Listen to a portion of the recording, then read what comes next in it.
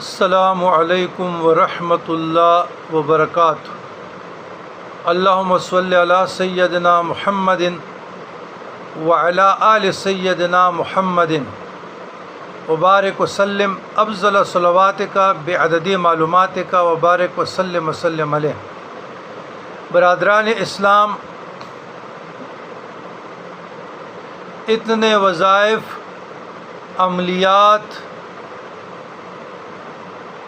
بتانے کے باوجود، سکھانے کے باوجود، اجازت دینے کے باوجود، خانقاہ میں بھی، واٹس ایپ پر بھی، ویڈیو کے ذریعے میں بھی، محافل اور مجالس میں بھی، اب اگر پھر بھی کوئی آدمی مطمئن نہ ہو اور وہ رونا دھونا سے کام لے رہے ہو اور وہ پھر بھی کہتے ہیں جی کہ میرا گھر یا میں عصیب میں ہوں، سحر زدہ ہوں، جنات تنگ کرتے ہیں، یہ کرتے ہیں، وہ کرتے ہیں، اور اس کو پھر بھی آرام نہیں آ رہا، تو یہ ان کی ایمان کی کمزوری ہے۔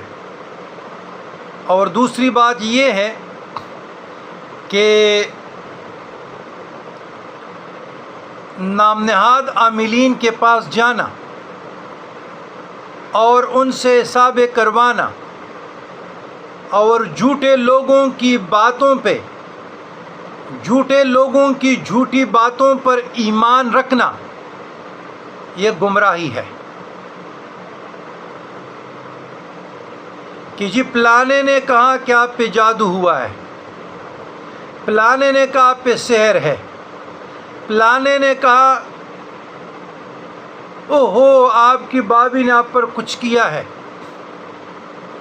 یہ باتیں آپ کو کفر تک پہنچاتی ہے۔ میں نے فضائل بھی، فوائد بھی، خواص بھی، تعویذات اور نقشوں کے مقابلے میں نامحید جو سٹیم کر کے آپ لوگوں کو تعویذات دیتے، ان کے مقابلے میں آپ لوگوں کو منزل بتایا تھا۔ 33 آیات ہے، آیات قرآنیہ اور دعاؤں پر مشتمل ہے، جو زیادہ مفید اور مؤثر ہے۔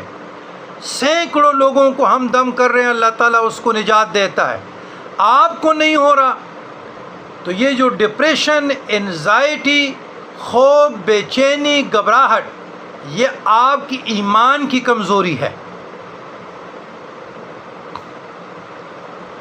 آپ اپنے اعمال پہ محاسبہ کریں، نظر